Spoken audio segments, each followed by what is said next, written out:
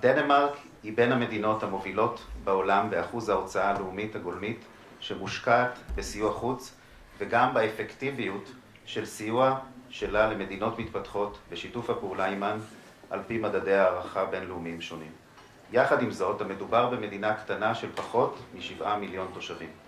גברתי השגרירה, שתפי אותנו בבקשה בכמה עקרונות בסיסיים לגבי מדיניות סיוע החוץ של מדינה שהיא מדינה תורמת קטנה. בבקשה, please.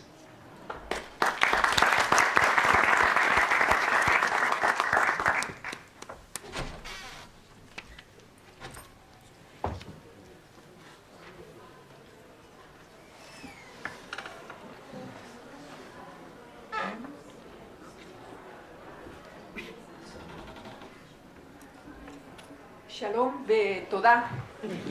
אני שגרירת דנמרק בישראל, אני לא מדברת עברית, אני מדברת אנגלית. בבקשה. So thank you very much for inviting me for this very interesting conference here. I'll start out, if I may, saying a little bit about what the role that development cooperation is playing for Denmark and has played for Denmark for many years. Denmark, as you know, is a very small country. We have 5.5 million inhabitants. But after the Second World War, Denmark decided that one of our important foreign policy instruments should be development cooperation. Because how could we, as a very small country, put our mark on the international world? And we decided by then that development cooperation was the way forward for us. So it's actually next to our security policy budget, it's been the most important part and the most sort of expensive part of our foreign policy ever since. And I'm very proud to say that Denmark is among the very few countries in the world that since 1978 has delivered 0.7% or above of its gross national product in development cooperation. So we have a long experience and we have built a solid structure and a lot of good and bad experience based on that.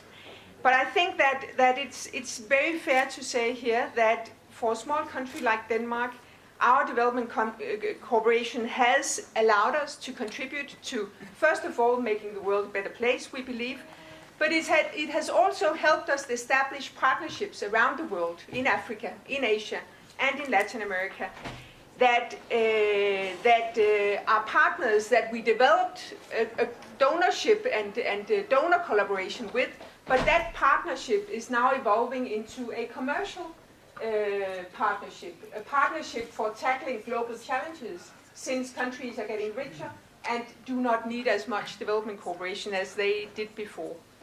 And then besides that, it's given Denmark a voice internationally and the multilateral fora that we didn't have without that development cooperation.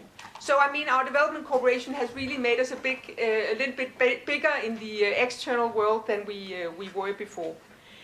And then I think it's been very important for us that the countries that we cooperated with can see that you can rely on Denmark. And what is that all about? Relying on Denmark has got to do with delivering results of our development cooperation. It's not only about money in, but it's also building a structure and a sustainability mechanism that allows you to make results, but also to these results to become sustained once you withdraw your development cooperation. So it's about quality and it's about focus on results, and it's also about not delivering on our own. I mean, Denmark is part of a larger partnership with other countries doing the same thing, but we are also and should also be working through the institutions in the countries that we are working with. So, I mean, back to the question here, what is then a strategy that you should develop as a small country? I think that the strategy that we have developed, and the present one looks like that. It's also a 2030 strategy for our development cooperation.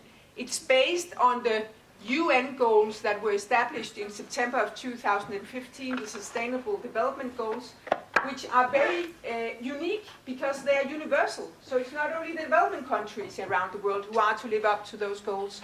It's goals that all countries around the world have signed to live up to. And this strategy of ours determines how we're going to contribute to this agenda over the coming years until 2030. And I think what's been very important to us is that you have to be very, very focused in what you do. The world is big. You have many competences. Israel has many competences. We have listened to them all over the morning. But sit down and really ask yourselves, where have you as a country most at stake? Where are your interests? Where are your values? What do you want to promote in the external world? Secondly, in your focus, where can you obtain influence through strategic use of your strength, of your expertise? And thirdly, where do you see a role for Israel? Where can you seek active partnerships on a common course? Or where do you need to take lead advances on that agenda? And looking at Israel, I think you can see so many competences that you could dig down into and work on in Israel. So, I mean, you have to sort of sit down and analyze, are you going to focus in your future development cooperation on your immediate region? I mean, that has been prominent in your development policy so far. Is that your main focus? Or are you now looking more at new markets in Africa, in India, new partners where you see a possibility for collaborating? Are you working on promoting economic growth? Or are you mostly interested in the humanitarian assistance, an area where Israel is also very prominent, that it's coming up very closely in the media? What are you doing on the humanitarian front when crises strike around the world? Or is it that you want to use your innovative capacity as really your trademark in the developing world to promote partnerships with the private sector? I think those are among the questions that you should be asking yourselves. But then again, I think here one of the most important questions you should ask is also, how are we going to do this? Are we going to build ourselves a very administratively burdensome structure here as we move ahead?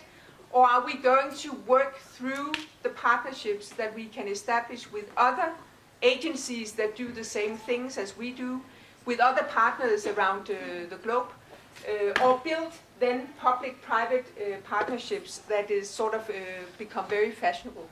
And I didn't grasp whether you were asking me exactly about the public-private partnerships and the private sector already, or is that... No, I wanted to send you this part of the question so you can answer about this directly. Okay. And the connection between the Danish private companies and the Danish agency of aid. Yeah. I think that it's important to say that development cooperation has for many years been sort of the main focus of the financial resources to developing countries. But over the last years, it's become obvious that those resources are only a very limited part of the resources that could be made available for promoting development in the developing countries. Private capital, foreign direct investment, is in many countries taking over as the main source of financial influx into these countries, which means that the ODA, the Overseas Development Assistance, will over the coming years, especially in the more stable countries and the countries that are emerging economies, that the ODA will only be catalytic. That is a sort of a mechanism you use to catalyze other funds. So, I mean, the price tag that these new sustainable development goals they carry is $1 trillion price tag.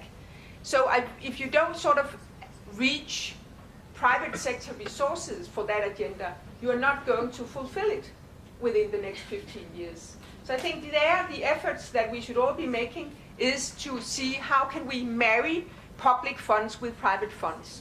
And one of the ideas we have there is that we are establishing, and we plan to establish funds that can do that. Because the Sustainable Development Goals is a business and investment opportunity. And there is a fast-growing interest from both companies and investors to look at these opportunities and seize these opportunities. We have, as Joel just said, a number of institutional investors, pension funds, investment funds, insurance funds, that have significant capital to invest. How do we attract them on board with our overseas development assistance to make good in the world? And how can we sort of make a package where we can also use the expertise of our own companies in actually implementing those projects abroad? We have in Denmark decided to create a Sustainable Development Goals Fund to mobilize investments in developing countries. The fund, which is very specific, will be a partnership with Danish pension funds, and we have a Danish investment fund for developing countries, and that will be the partnership model that we are using here. The fund will have both public and private financial resources with a capital base of initially $750 to $1,900 million, which can support further commercially and sustainable viable investments in developing countries of around 4 to 5 billion US dollars. So we put in money that we hope, by which we hope we can leverage more money from the private sector. So that is a leverage factor of 5 that we are looking at here. And that is not taking out of the blue air. I mean, we have also experience from other funds showing that this is doable and this is possible. And what is then the advantage of the private sector of such a fund? It is exactly that such a fund with the public funds there, you can sort of take off the risk of some of the private capital, which you talked a lot about. You can, with these risk capital, you can actually attract the private sector funds because the major risk is taken off. So it's our hope that this SDG development fund will become operational already very early in this year, and that we believe that these partnerships are the way forward, and they are a win-win-win possibility for actually working and creating results around the world. And I'm going to stop now because I think my time is more than out. Thank you.